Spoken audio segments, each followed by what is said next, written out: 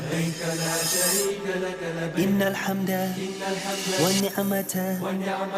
لك والملك لا شريك لك لبيك اللهم لبيك لبيك اللهم لبيك لبيك لا شريك لك لبيك لا شريك لك لبيك إن الحمد والنعمة لك والملك لا شريك لك لبيك اللهم لبيك لبيك اللهم لبيك لبيك لا شريك لك لبيك لا شريك لك لبيك إن الحمد والنعمة لك والملك لا شريك لك بسم الله الرحمن الرحيم الحمد لله رب العالمين والصلاة والسلام الأتمان الأكملان على خاتم الأنبياء وسيد المرسلين وعلى آله وصحبه أجمعين ومن تبعهم بإحسان إلى يوم الدين أما بعد رب اشرح لي صدري ويسر لي أمري واحلل عقدة من لساني يفقه قولي اللهم انفعنا بما علمتنا وعلمنا ما ينفعنا يا رب العالمين محترم ناظرین کرام، فضائل حج کی اس نشست میں آج ہم پھر آپ سب کا استقبال کرتے ہیں۔ السلام علیکم ورحمۃ اللہ وبرکاتہ۔ پچھلے درس میں ہم نے آپ کو بتایا تھا کہ نبی صلی اللہ علیہ وسلم کے حجۃ الوداع کے تاریخی سفر کی رودات کیا ہے، آپ نے کہاں پر کون سے کام کیے، 8 ذی الحجہ کو آپ نے کہاں سے احرام پہنا اور آپ نے کہاں پر اقامت کی، 9 ذی الحجہ کو آپ کہاں کے لیے روانہ ہوئے اور کتنی دیر تک ٹھہرے، 10ویں ذی الحجہ کو آپ نے کون سا کام کیا، اور اس طرح 11، 12 اور 13 ذی الحجہ میں آپ نے کون کون سے مناسک حج ادا کیے جو ہم سب کے لیے اسوہ حسنہ ہیں۔ اس کی پوری روداد ہم نے آپ کو 2 درس میں بتا دی۔ آج میں آپ کو بتاؤں گا، جیسا کہ میں آپ سے پچھلے ایپیسوڈ میں وعدہ کر چکا ہوں، کہ نبی صلی اللہ علیہ وسلم نے جو خطبات دیے ہیں ان خطبوں کا معنی کیا ہے، ان خطبوں میں کیا پیغام ہے انسانوں کے لیے، اس میں سے ہر ایک کو انشاءاللہ میں تفصیل کے ساتھ آپ کے سامنے رکھوں گا۔ اس لیے آج کے درس کا عنوان ہے خطبات حجۃ الوداع۔ سب سے پہلا خطبہ جو آپ صلی اللہ علیہ وسلم نے دیا وہ عرفات کے میدان میں 9 ذی الحجہ کی تاریخ کے دن۔ اس خطبے کو حضرت جابر رضی اللہ تعالیٰ عنہ نے بیان کیا ہے، جو صحیح مسلم کتاب الحج باب حجۃ النبی صلی اللہ علیہ وسلم میں منقول ہے، حدیث نمبر ہے 1218۔ حضرت جابر رضی اللہ تعالیٰ عنہ کہتے ہیں کہ حجۃ الوداع کے موقع پر نبی صلی اللہ علیہ وسلم نے وادی عرانہ میں کھڑے ہو کر وہاں صحابہ کرام کو خطاب کیا، جہاں آپ کے سامنے 1,24,000 یا 1,44,000 کا مجمع تھا، صحابہ کرام جمع تھے۔ آپ نے فرمایا ان دماءکم و اموالکم حرام علیکم كحرمة يومكم هذا في شهركم هذا في بلدكم هذا، کہ لوگوں سنو، تمہارے خون، تمہارے مال ایک دوسرے کے لیے ایسے ہی قابل احترام ہیں جیسے تمہارے آج کی یہ تاریخ اور آج کا یہ دن، یعنی عرفہ کا دن 9 ذی الحجہ، اور بالکل ایسے ہی تمہارا خون اور تمہارے مال ایک دوسرے کے لیے قابل احترام ہیں جیسے یہ شہر ذی الحجہ یعنی ذی الحجہ کا مہینہ تمہارے لیے قابل احترام ہے، بلکہ بالکل اسی طرح تمہارا خون اور تمہارا مال آپس میں ایک دوسرے کے لیے قابل احترام ہے، جس طرح سے یہ شہر مکہ تمہارے لیے قابل احترام اور قابل عظمت ہے اور قابل تعظیم ہے۔ پھر آپ نے فرمایا الا کل شیء من امر الجاہلیت موضوع تحت قدمی، اور سن لو، جاہلیت کی تمام چیزیں میرے قدموں تلے رونت دی گئی ہیں، ودماء الجاہلیت موضوعۃ، اور اسی طرح زمانے جاہلیت کے تمام خون بھی ختم کر دیے گئے ہیں، وَإِنَّ أَوَّلَ دَمٍ أَضَعُ مِن دِمَائِنَا، اور سن لو سب سے پہلا خون جو ہم اپنے خون میں سے ختم کر رہے ہیں وہ ہے دم ابن ربیعۃ ابن الحارث، وہ ربیعہ بن حارث کے بیٹے کا خون ہے، کانا مسترضعا فی بنی سعد، جو بنو سعد قبیلے کے اندر دودھ پی رہا تھا، فقتلته حذیل، تو قبیلہ حذیل نے اس کو قتل کر دیا تھا، ورب الجاہلیت موضوعۃ، اور سن لو زمانے جاہلیت کے سود کا جو بھی معاملہ تھا وہ سب ختم ہو گیا ہے، وہ میرے پاؤں تلے رونت دیا گیا ہے، اب سود کا مطالبہ کوئی نہیں کر سکتا، وَأَوَّلُ رِبًا أَزَعُ رِبَانَا رِبَا عباس ابن عبد المطلب، اور سب سے پہلا سود جسے میں ختم کر رہا ہوں اپنے سود میں سے وہ عباس بن عبد المطلب کا سود ہے۔ فَإِنَّهُ مَوْضُوعٌ كُلُّهُ، وہ تمام کا تمام ختم کر دیا گیا ہے۔ فَاتَّقُوا اللَّهَ فِي النِّسَاءِ، اور دیکھو لوگو عورتوں کے بارے میں اللہ سے ڈرو، کیونکہ انہیں تم نے اللہ کی امانت سے لیا ہے۔ فَإِنَّكُمْ أَخَذْتُمُوهُنَّ بِأَمَانِ اللَّهِ،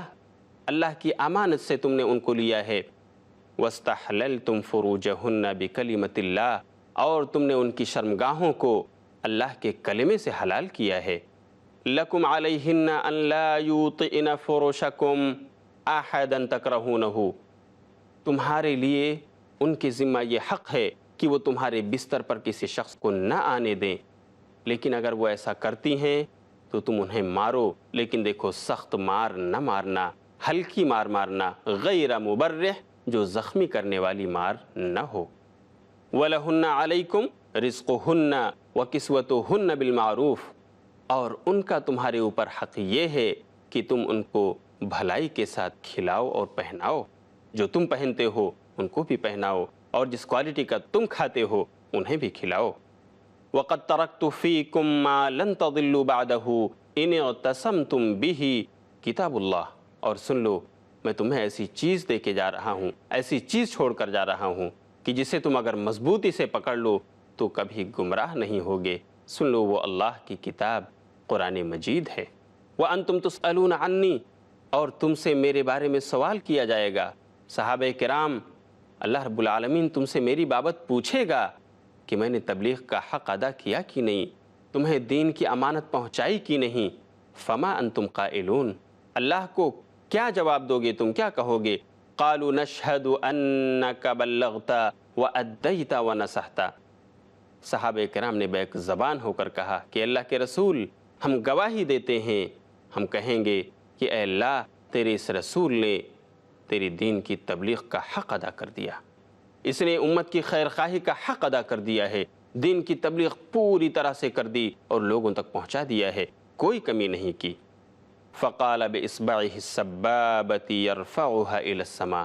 چنانچہ آپ نے اپنی سبابہ انگلی کو آسمان کی طرف اٹھاتے ہوئے کہا،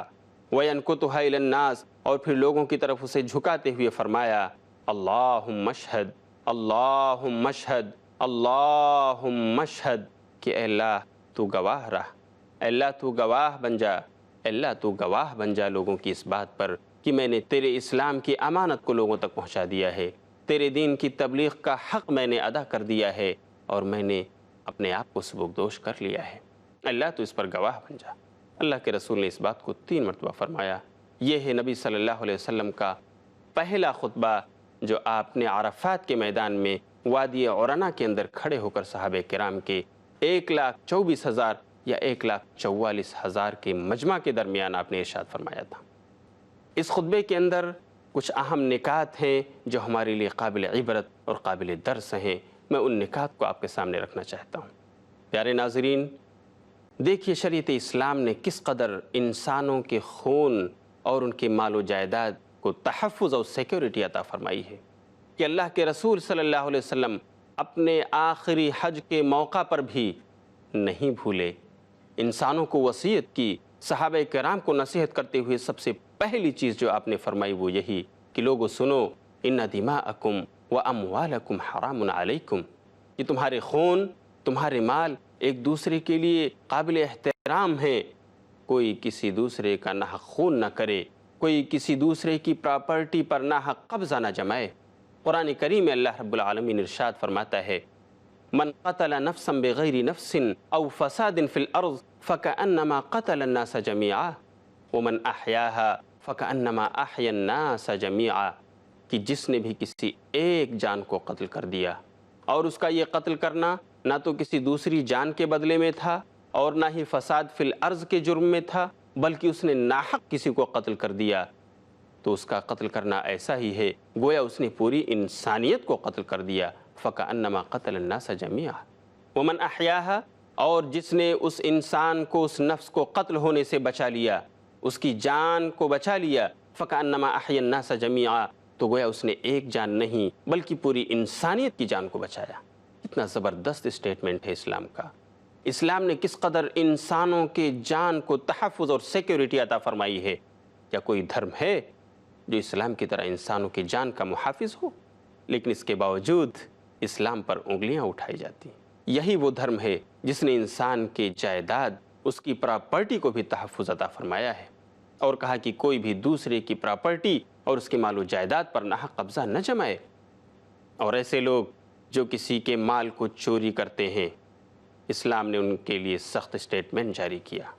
والسارق والسارقۃ فاقطعوا ایدیہما. سنو، چور مرد ہو یا عورت، ان میں سے ہر ایک کے ہاتھ کو کاٹ دو، قلم کر دو، تاکہ انسانوں کے لیے عبرت ہو، نصیحت ہو، کوئی دوسرا چوری کا اقدام نہ کر سکے. لبیک اللہم لبیک. محترم ناظرین کرام، اس نشست میں آپ کا پھر سے خیر مقدم ہے. السلام علیکم ورحمۃ اللہ وبرکاتہ. اگر کوئی انسان دوسرے کے مال و جائیداد کو ڈکیتی کر کے لیتا ہے، ظلم اور جور کی بیس پر وہ کسی کے مال پر قبضہ جماتا ہے اور ڈاکو بن کر آتا ہے، انسان کے مال و جائیداد کو لوٹتا ہے، تو شریعت اسلام نے اس کے لیے اور زبردست اسٹیٹمنٹ جاری کیا اور کہا کہ اس کے ہاتھ اور پیروں کو خلاف سے کاٹ دیا جائے. یعنی داہنا ہاتھ کاٹا جائے تو بایاں پیر، بایاں ہاتھ کاٹا جائے تو داہنا پیر، اور اس طرح سے ان کو سزا دی جائے کہ وہ تڑپ تڑپ کر کے مر جائیں. کیا اسلام کے علاوہ اس روئے زمین پر کوئی ایسا دھرم ہے جس نے انسانوں کے مال، ان کی جائیداد اور ان کی پراپرٹی کو ایسا تحفظ اور ایسی سیکیورٹی عطا فرمائی؟ اسی خطبے میں اللہ کے رسول نے فرمایا، جیسا کہ بخاری کی روایت میں ایک لفظ کا اضافہ ہے، وَأَعْرَاضَكُمْ. اور دیکھو تمہاری عزت و آبرو بھی تم میں سے ہر ایک کے لیے قابل احترام ہے. کوئی کسی کی عزت و آبرو پر حملہ آور نہ ہو، کسی کی عزت و آبرو سرے راہ نہ لوٹے، کسی کو بدگمان نہ کرے. یہ بڑا جرم ہے، گناہ کبیرہ ہے. چنانچہ ایک طرف یہ اسٹیٹمنٹ اسلام نے جاری کیا، یہ بیان دیا کہ ہر ایک کی عزت و آبرو دوسرے کے لیے قابل احترام ہے، تو دوسری طرف ان تمام چیزوں کو جس سے انسان کی عزت و آبرو پر حملہ ہوتا ہو، جس سے انسان کی عزت و آبرو پر کیچڑ اچھالنے کا موقع ملتا ہو، ان سب چیزوں کو حرام قرار دیا. چنانچہ قرآن میں فرمایا کہ دیکھو کوئی کسی دوسرے کی غیبت نہ کرے. وَلَا يَغْتَبْ بَعْضُكُمْ بَعْضًا أَيُحِبُّ أَحَدُكُمْ أَن يَأْكُلَ لَحْمَ أَخِيهِ مَيْتًا فَكَرِهْتُمُوهُ. دیکھو تم میں سے کوئی اپنے دوسرے بھائی کی پیٹھ پیچھے غیبت نہ کرے، بیک بائٹنگ کا مرتکب نہ ہو. کیوں؟ اس لیے کہ بتاؤ کیا تم میں سے کسی کو پسند ہے کہ وہ اپنے مردہ بھائی کا گوشت کھائے؟ تمہیں یہ بالکل ناپسند ہے. کریہتموہ، تم اسے ناپسند کرو گے. تو دیکھو اللہ سے ڈرو، اپنے بھائی کی غیبت نہ کرو، بیک بائٹنگ کے مرتکب نہ ہو، کہ اس سے اس کی عزت و آبرو پر حملہ ہوتا ہے، اس کی عزت و آبرو داغدار ہوتی ہے. اسی طرح چغلی سے بھی منع فرمایا کہ دیکھو دو انسانوں کے بیچ لڑائی اور بھیڑائی کی کوشش نہ کی جائے، ایک سے دوسرے کی بات کو نہ لگایا جائے اور بھیجا ایک کو دوسرے کے خلاف نہ ابھارا جائے، کہ اس میں انسان کی عزت و آبرو ملیا میٹ ہو جاتی ہے. اسی طرح انسانوں کو بہتان تراشی سے اسلام نے منع فرمایا، بلکہ کہا کہ بہتان تراشی کا اگر کوئی مرتکب ہوتا ہے، کوئی غلط الزام کسی پر لگاتا ہے، چاہے وہ کوئی خاتون ہو یا کوئی مرد ہو، اگر کوئی مرد کسی خاتون کو جو پاک دامن ہے اس کو الزام لگاتا ہے، یا کوئی خاتون کسی مرد کو الزام لگاتی ہے، ہر ایک کے لیے اسلام نے 80 کوڑے مقرر فرمائے کہ ان کو 80 کوڑے لگائے جائیں گے، کیونکہ انہوں نے بہتان تراشی کا جرم کیا ہے، لوگوں کو الزام لگا کر ان کی عزت و آبرو سے کھیلا ہے. اس لیے ایسے لوگوں کو بخشا نہیں جا سکتا، انہیں درس دینے کے لیے 80 کوڑے ان پر برسائے جائیں. یہ ہے اسلام کی تعلیم. نبی صلی اللہ علیہ وسلم حجۃ الوداع کے موقع پر بھی انسانوں کی جان، ان کے مال، ان کی عزت و آبرو کے متعلق نہیں بھولے. آپ نے امت کو یاد دہانی کرائی کہ دیکھو تم بھول نہ جانا، تمہاری عزت و آبرو بھی ایک دوسرے کے لیے قابل احترام ہے. اور پھر یہی وہ حجۃ الوداع کا موقع ہے کہ اللہ کے رسول صلی اللہ علیہ وسلم خواتین کی بابت امت کو یاد دلاتے ہیں کہ دیکھو عورتوں کے بارے میں اللہ سے ڈرو، انہیں تم نے اللہ کی امانت سے حلال کیا ہے، انہیں تم نے اللہ کی امانت کے ساتھ لیا ہے، اور اللہ کے کلمے کے ذریعے تم نے ان کو حلال کیا ہے. اسی طرح ان کا تمہارے اوپر یہ حق ہے کہ تم انہیں اچھی طرح سے کھلاؤ اور پلاؤ، جو تم خود کھاتے ہو، جو تم خود پہنتے ہو وہ پہناؤ. آپ اندازہ کیجئے اسلام دھرم کے بارے میں یہ واویلا مچایا جاتا ہے کہ اس نے خواتین کو حجاب کے قید میں بند کر دیا ہے، حجاب پہنا کر اس نے جیل کی سلاخوں میں پہنچا دیا ہے، کیا یہ الزام بجا ہے؟ اسلام نے ہر ایک کے حقوق بتائے ہیں، مرد کے بیوی کے اوپر کیا حقوق ہیں، اسی طرح بیوی کے شوہر کے اوپر کیا حقوق ہیں۔ نبی صلی اللہ علیہ وسلم نے حجۃ الوداع کے موقع پر بھی لوگوں کو اس کی وصیت کی ہے۔ آج دیکھیے مغربی میڈیا اسلام کو کس قدر عورتوں کے تعلق سے بدنام کر رہا ہے، حالانکہ وہ تمام خواتین جنہوں نے اسلام قبول کیا ہے اور اپنے آپ کو بے حجابی کے میدان سے نکال کر حجاب والے میدان میں لا کر کھڑا کیا، اور حجاب پہننے کے بعد جو ان کے اسٹیٹمنٹس جاری ہوئے ان کا خلاصہ یہی تھا کہ حجاب تو ایک خاتون کے لیے فصیل ہے، حجاب تو ایک خاتون کے لیے قلعہ ہے جس میں ایک خاتون محفوظ نظر آتی ہے، کسی منچلے کی نظر اس پر نہیں پڑ سکتی، حجاب اس کو یہ تحفظ عطا فرماتا ہے۔ لیکن آج مغرب نے، آج یورپ نے اسلام کو بدنام کرنے کے لیے مختلف قسم کا واویلا کھڑا کیا، اور آج خواتین کی آزادی کے نام پر ان کو حجاب سے نکال کر سبھا کی پری بنا دیا، اور نتیجہ یہ ہوا کہ آج فرینڈشپ کے نام پر ان کی عزت و آبرو سے کالجوں میں کھیلا جاتا ہے، فرینڈشپ کے نام پر آفیسوں کے اندر ان کی عزت و آبرو لوٹی جاتی ہے، اور بدنام اسلام کو کیا جاتا ہے۔ حالانکہ اسلام نے اس خاتون کو یہ قلعہ دیا تھا کہ تم حجاب پہنو، محفوظ رہو گی۔ اور الحمدللہ اگر آپ اسٹاٹکس نکالیں گے تو آپ دیکھ سکیں گے کہ سعودی عربیہ جہاں پر حجاب کی پابندی ہے وہاں پر ریپ کی اسٹاٹکس کیا ہیں، وہاں پر دن میں، ہفتے میں اور مہینے میں کتنے کیسز آتے ہیں، جبکہ یورپ کے ممالک کے اسٹاٹکس کو اگر آپ نکالیں گے تو کوئی موازنہ ہی نہیں ہے سعودی عرب اور یورپ کا، صرف اس لیے کہ سعودی گورنمنٹ نے اسلامی نظام کو نافذ کیا ہے، وہاں حجاب پہننے کی پابندی ہے، اور اس کے بعد پھر یہ کہ اگر کوئی شخص حجاب پہنی ہوئی خاتون پر بھی نظر اٹھاتا ہے اور اس کے ساتھ بدسلوکی کرتا ہے تو ایسے انسان کو فساد فی الارض کے جرم میں قتل کیا جائے گا، اور اگر وہ اس خاتون کے ساتھ زنا بالجبر کا مرتکب ہوتا ہے ایسی صورت میں بھی اس کو قتل کیا جائے گا۔ یہی وجہ ہے کہ آج کوئی انسان وہاں کسی باحجاب عورت پر نظریں اٹھاتے ہوئے کانپتا ہے۔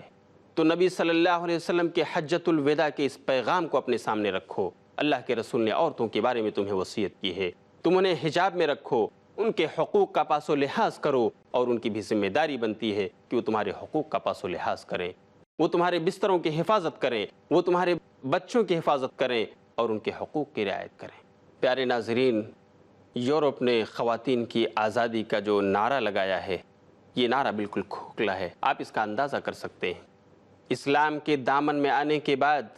ایک خاتون جس قدر امن و چین محسوس کرتی ہے، امن و راحت کی سانس لیتی ہے، آپ میری زبان سے نہیں خود ان کی زبان سے آپ سن سکتے ہیں۔ یہی وہ خواتین ہیں جن کو وراثت سے محروم کیا جاتا تھا۔ اسلام وہ دھرم ہے جس نے ان کو وراثت میں حصہ دیا اور کہا للذکر مثل حظ الانثیین، ان کا بھی حق ہے وراثت کے اندر، یہ اپنے باپ اور ماں کی جائیداد و پراپرٹی میں حقدار ہیں۔ اسی طرح یہی وہ خواتین ہیں جن کو ایک وقت میں زندہ درگور کر دیا جاتا تھا، زندہ دفن کر دیا جاتا تھا۔ اسلام آنے کے بعد ان کو زندگی کا حق ملا، ان کو جینے کا حق اسلام نے دیا کہ جس طرح ایک مرد کا اس روئے زمین پر جینے کا حق ہے، ایک خاتون بھی جی سکتی ہے، اللہ کی عبادت و ریاضت کر سکتی ہے، اور اللہ کی بنائی ہوئی جنت کی حقدار وہ بن سکتی ہے۔ جس طرح زمانے جاہلیت میں